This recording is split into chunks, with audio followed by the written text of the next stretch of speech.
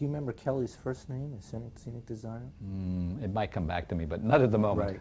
And so an application was made to him, or somebody was called Yeah. on your behalf, and his response. No, I think I had an interview. Right. And you know, he didn't accept me. So. Did you get a look around the operation, the TV operation? What did you think of a TV operation when you first walked in there?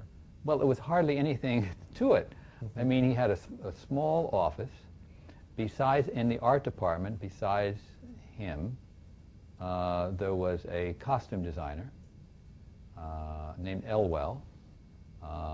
Elwell had 2 wardrobe ladies that were hired part-time. They were twin sisters, and they dressed identically. And I'm getting a little ahead of things here, but nevertheless, on the subject, in fact, I have a picture of them. They would cause great confusion at times with the actors, because one of them would appear on the rehearsals and would deal with an actor about their costume, would then disappear, supposedly to get a belt or suspenders or some damn thing. And the other one would then appear. And when the actor would say, did you bring my belt? The other one, instead of saying, well, you probably asked my sister, would never volunteer, would never say that, never think to say it, but would say, what belt? You know, well, the belt I told you about, you know, I don't remember any belt, you know, and that sort of thing. It was hilarious. Anyway, they were called the Diefenbach sisters. Remember them well. And so there was the Diefenbach sisters, the art department, and not That's much more to it that than was the art department, and then they had some carpenters and so forth, but actually Kelly, I think, did most of the scene painting himself. Do you remember 3G itself? That your first impressions of it? What you recall of that space? Well, to me, remember, it was all magical. I mean, even just to go in the RCA building. So it certainly wasn't a big studio, but it was still a fairly large room, and it had a control room in the back, which I think certainly was closed off and had glass windows. It may have been on an upper level. No, I don't think so. I think it just raised up so that they could see out from the control room. And that was virtually it. And a dressing room way down the hall, attached to another studio, was given to me as a makeup room, or had been used as a makeup room. And I was, you know, when I was hired, I was allowed then to get extra equipment into that. But going back to this period when I was trying to get into television, of course, I wasn't idle. I was working. And first I had a horrible job in a little factory. They was assembling sewing tables or funny little things that were made out of pieces of wood, and I was assembling, like spool racks and things like that. Give me a date for that. Well, I would say, well, let's say the late fall of 44. It had just been out. And so, and when I made approaches to the different studios and letters and all that, then I got a better job, which was as an assistant in the preparation department at the Museum of Natural History in New York. Which was when? When would this be? Well, that would be, say, early, very beginning of 45, maybe a little bit earlier, I'm not sure exactly. I think I worked there about 6 months. And since I started at NBC in, I think it was June of 45, it would have had to have been, say, starting back in December or something like that of 44. So your original application to TV and your original moves to television occurred in 1944. I think so, because it was a period of some time before I got the break. Yes, it was, because what happened was, back at NBC, with the help of Mr. Alley, he said the production department, which was separate from the scenic department or art department, the production department with a different head was kind of independent. And they were eager. They were doing more dramatic shows. They were and they felt the need of makeup more strongly, and they were impatient. And so I was interviewed by the head of that department, Mr. John Williams, as I recall. And I've always suspected that his attitude was different towards me than Mr. Kelly's, because first of all, he wasn't an artist, but he was an executive. And I was a Yale grad.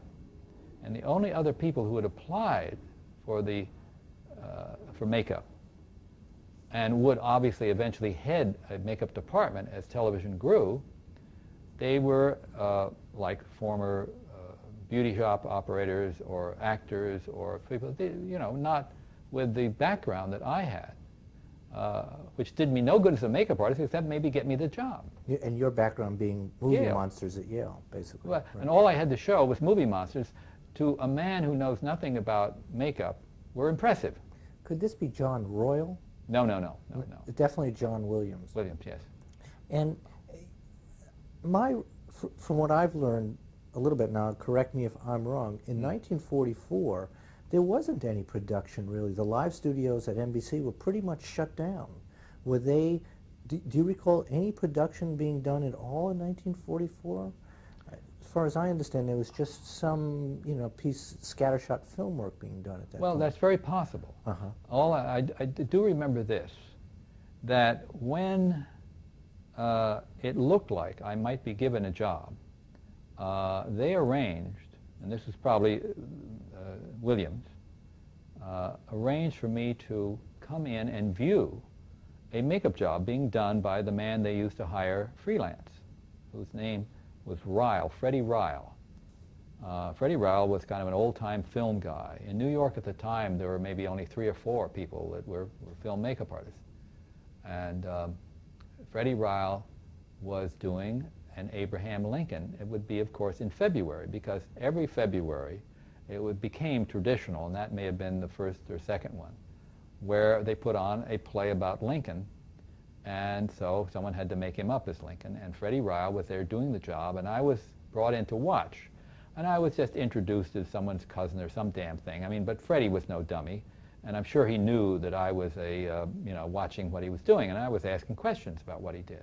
And his makeup was quite crude, and it took forever, and he was slow, and irritated the director because he was, they were trying to rush him, and he wouldn't be rushed. But it was interesting to me. And I didn't get the job, though, officially, I guess, until I'm pretty sure it was in June of that year. Did you do anything at NBC between February and June? Did you stop by to visit? Did you? I don't think so. I don't think there's anything else that they suggested I watch. And I was working at the Museum of Natural History, which also had been very much shut down during wartime. The 2 men in the preparation department that I worked with were both, what was the term? 4F, I guess. Right. And they had very little work to do except repair. No major exhibits were being done. And, but nevertheless, it was fascinating to me. I learned how to mix plaster, and they let me paint lichens on a plaster tree trunk, and I worked in a couple different departments. I learned to make false leaves and things like that. And it was fun. The reason I went into that was because it was an alternative. It was a profession which I thought I had aptitude for, and that it was an interesting profession, and that if I couldn't get into makeup, that here was something I could make a career out of.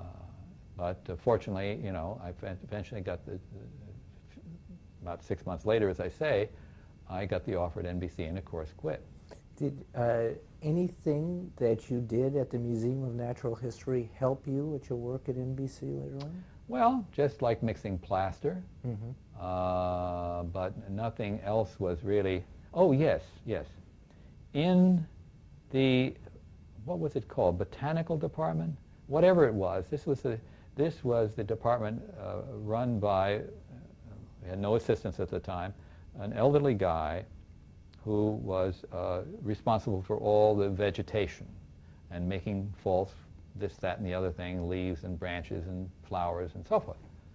And so I assisted him for a while and learned these basic things using melted wax, dipping paper leaves in melted wax and twisting the stems together and making a whole branch, et cetera, and the materials they used. These were not of any use to me, but this man had been experimenting with latex. In wartime, latex was extremely scarce, and only synthetic latex, something called neoprene, was available, and this was what he had. And I think he thought that with his molding techniques, he might be able to make artificial ears, things for medical purposes. So he was trying slush casting latex, pouring it into a mold and pouring it out and letting a shell form into the mold. And I think he was trying to make ears out of latex.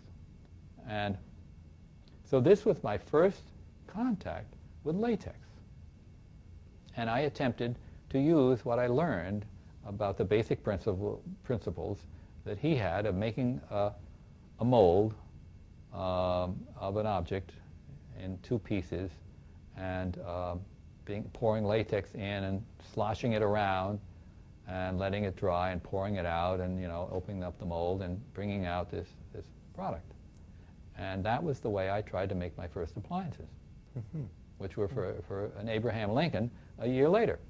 Now, your work at the museum, you really thought you could be there a long time. Yes. Your application to NBC at that point wasn't even on hold. They just said no in February. They just didn't have an opening for you? Yeah, it was all on hold. It was all one of those things that, boy, it would be marvelous if it happened, but I wasn't counting any chickens. So what happened in June? Did you get a phone call? Oh, I don't remember that sort of thing. All I know is that I did get it. I mean, I was hired. I was given.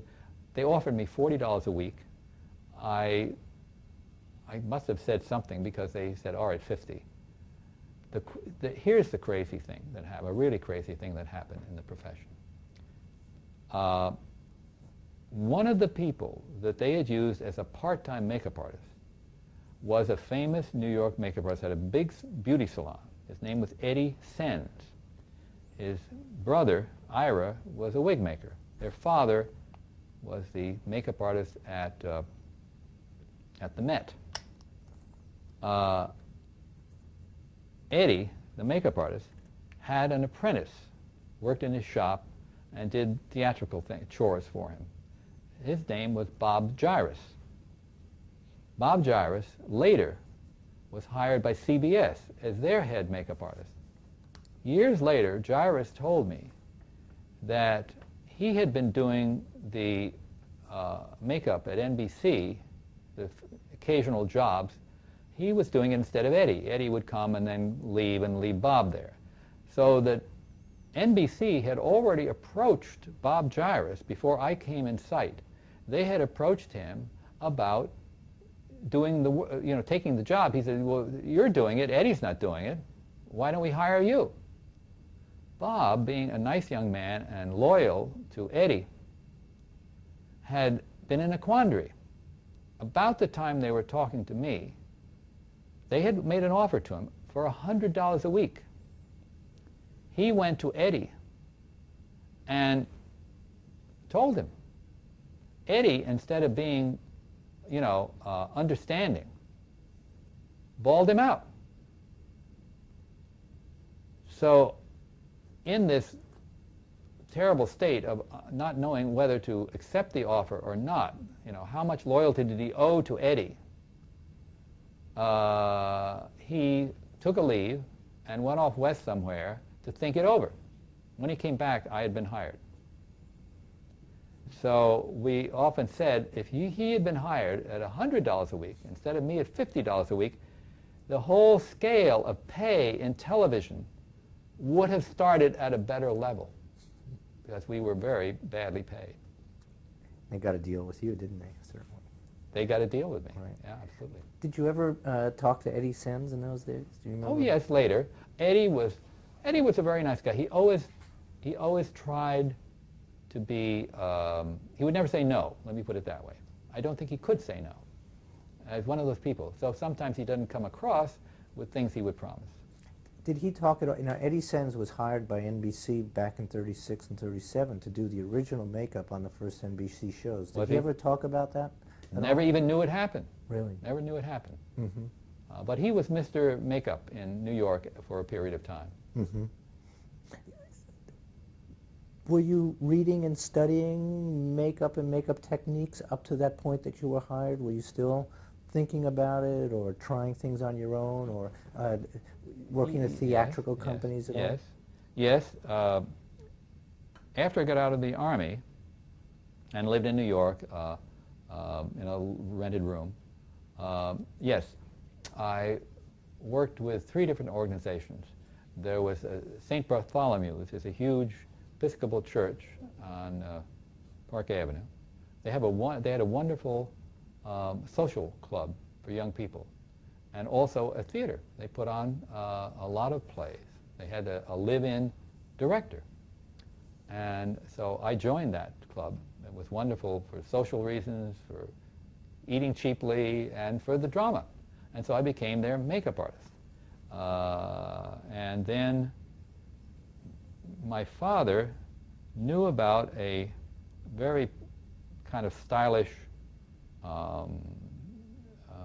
theatrical group called the Amateur Comedy Club, and with all male, but they would get aspiring actresses, professionals, to play female roles in productions they put on. And I also worked with them. And they did, the one thing I worked on was The Devil's Disciple, a wonderful Shaw play, and there some nice makeups in that. As a matter of fact, the role of the little young girl, the little waif, Essie, I think her name is, or Bessie or something like that, was played by Julie Harris, who was an unknown at the time. Anyway, so I did that. I also tried to learn makeup, straight makeup on women, which I knew nothing about.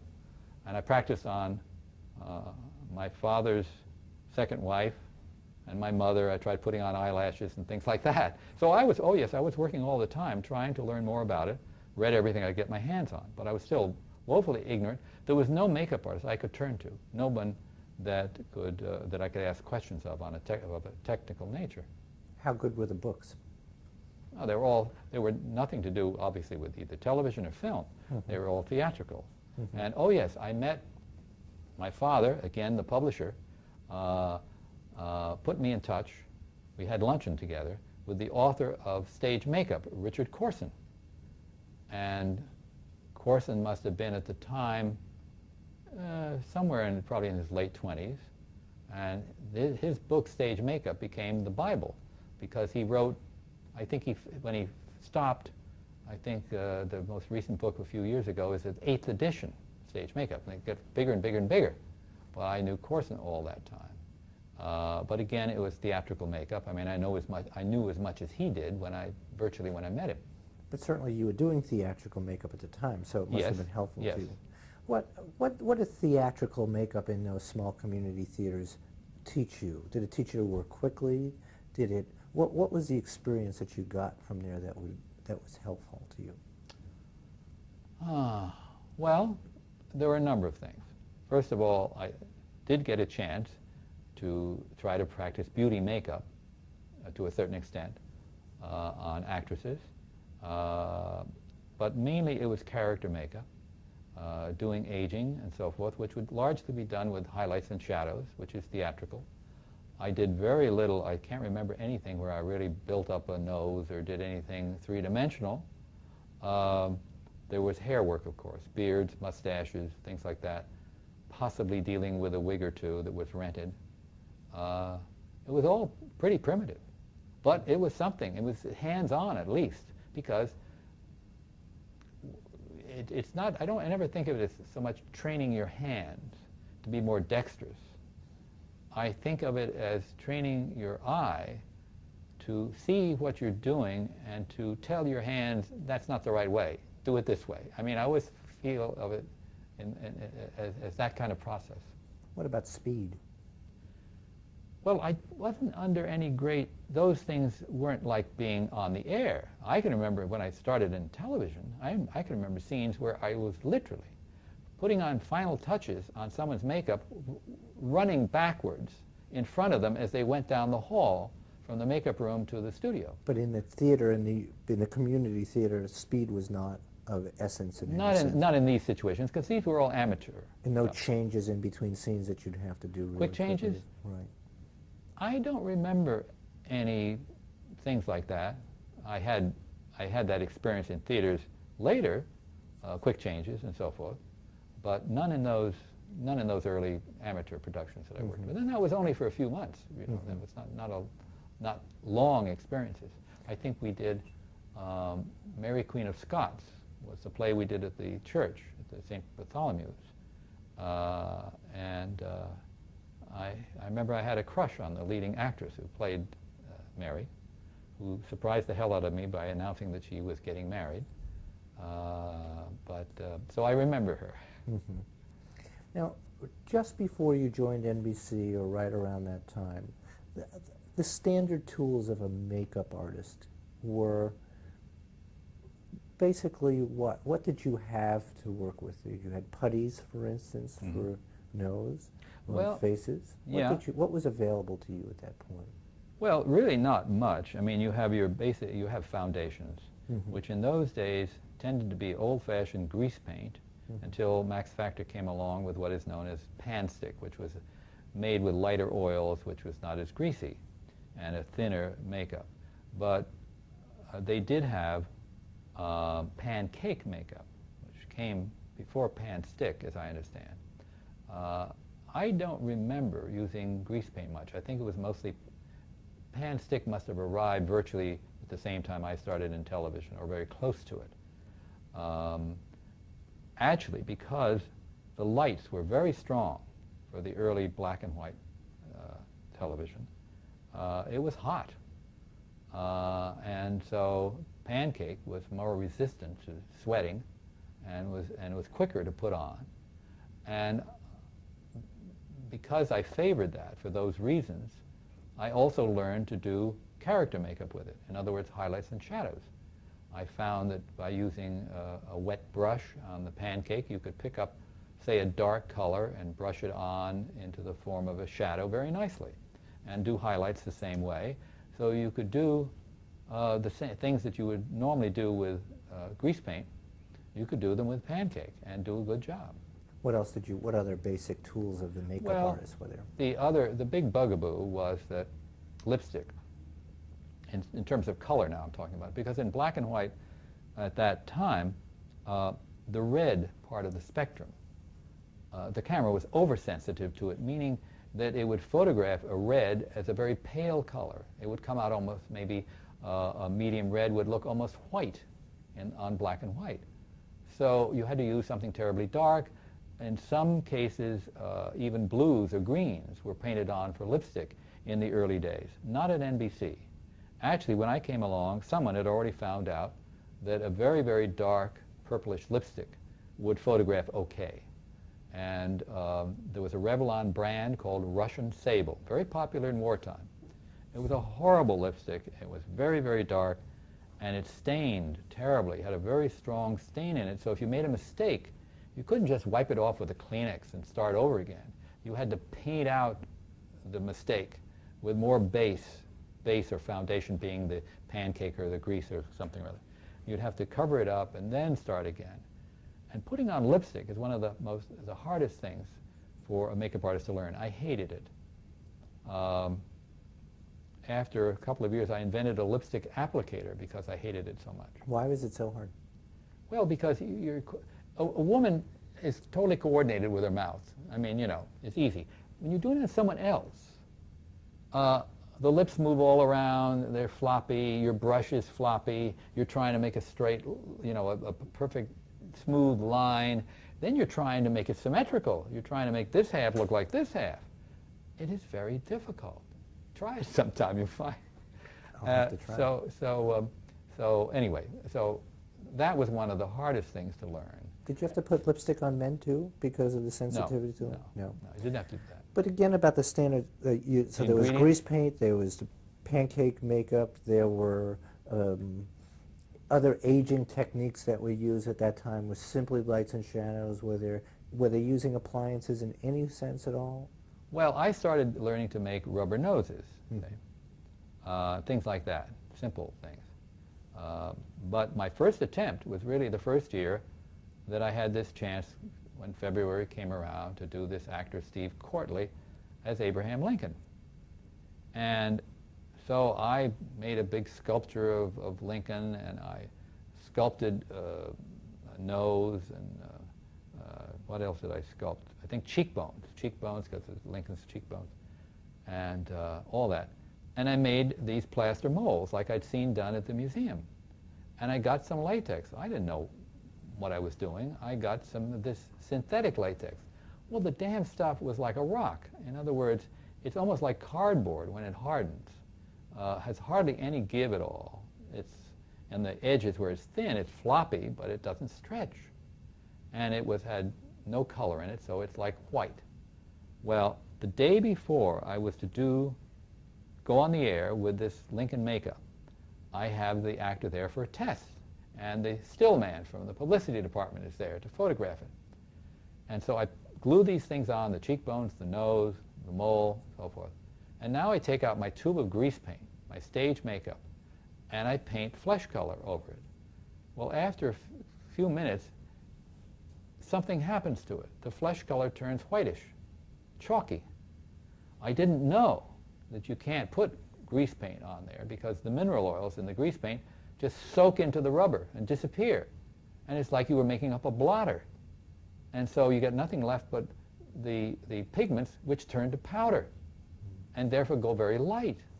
I'm in despair, absolute despair. Here, the guy's taking pictures, and I can't do it. I try everything I can. And it's just, I'm defeated. And as I say, I had such hopes. And so I have to take it off. And the photographer says, well, fake it, use the mortician's wax. I think I had that at that time. I said, I can't fake it. I mean, my sense of integrity was very strong. But I did. And so I put on the nose and the mole and the cheekbones and so forth, and he photographed it. These were things I could not do the next day in television because they were too fragile. I mean, he touched his face and there's a hole in it, you see, with this stuff. In fact, I once did just a little putty nose on a Lincoln film later, and he was young Lincoln, and he got into a wrestling match, and the nose went on his opponent's finger. So anyway, so I did that, and the next day I just did it like old Fred Ryle did it. I did highlights and shadows, and I glued on some putty or something for the mole, and tried to comb his hair like Lincoln, and that was it. And so your first latex mold basically went out the window. It was just no good to you. They went out the window until, I think a year later, or within a short time, relatively speaking, Life magazine, which I subscribed to. My parents gave me a subscription from the time it started. And so I had it even in prep school. And here I get my issue of Life magazine, which was wonderful. And in the back is this big, big article, I mean like 3 or 4 pages, on this old age makeup that Bud Westmore at Universal did on Agnes Moorehead in a film called The Lost Moment. She's aged to be 110 years old with foam rubber. I knew about foam rubber, but I didn't know how to make it. But here is this full-page picture of this close-up makeup, and it's wonderful. And then it has pictures of Bud putting on the mask and everything. It was a huge mask. And I'm reading the text, of course, avidly. And it says, and then he used rubber grease. And I said, what is rubber grease? And how'd you find out? I thought we would. You have another minute. Anyway, I thought it was, I didn't know what rubber grease was. So I wrote to Max Factor. And they said, oh, he's referring to rubber mask grease paint, a product of ours. which is used to put over rubber appliances. It is based, it has a castor oil base, and rather than mineral oil. That was it. And so that's how it works. Okay. Stop.